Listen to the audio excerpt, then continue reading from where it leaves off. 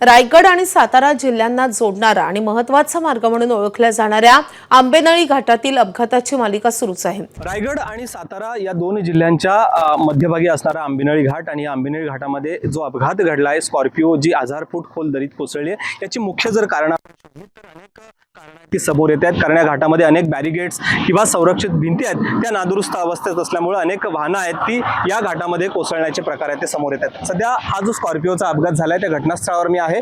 मुख्य वळण आहे आणि याच मुख्य वळणावरना भरधाव ही जी स्कॉर्पिओ कार आहे ती याच कॉर्नरवरनं आली समोर आणि या ठिकाणी समोर असणारा जो मातीचा ढिगारा आहे, या मातीच्या ढिगाऱ्यावरनं ही स्कॉर्पिओ आहे ती थेट 1000 फूट खोल दरीत कोसळली। आता आपण या घटनास्थळावरनं बघितलं तर अनेक बचाव पथकं आहेत, ती दोरखंडाच्या सहाय्यानं हे जे मृतदेह आहेत ते बाहेर काढण्यासाठी प्रयत्न करतायत। मात्र दुसरा एक प्रश्न या ठिकाणी निर्माण होतो की सातत्यानं होत असलेल्या आंबेनळी घाटातल्या अपघाताला नक्की कारणीभूत कोण आहे? तर यामध्ये आपण बघितलं तर अनेक जे संरक्षित कठडे आहेत ते तुटल्यामुळं हे वाहन आहे ते खाली कोसळण्याचे प्रकार घडतात।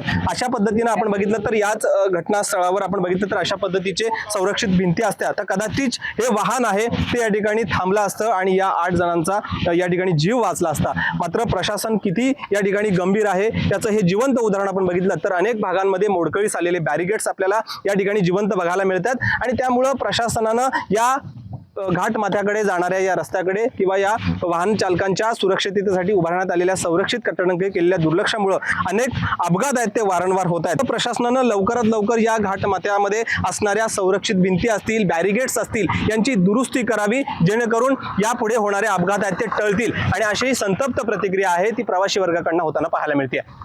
गणेश मापळकर, एबीपी माझा, रायगड। एबीपी माझा, उघडा डोळे बघा नीट।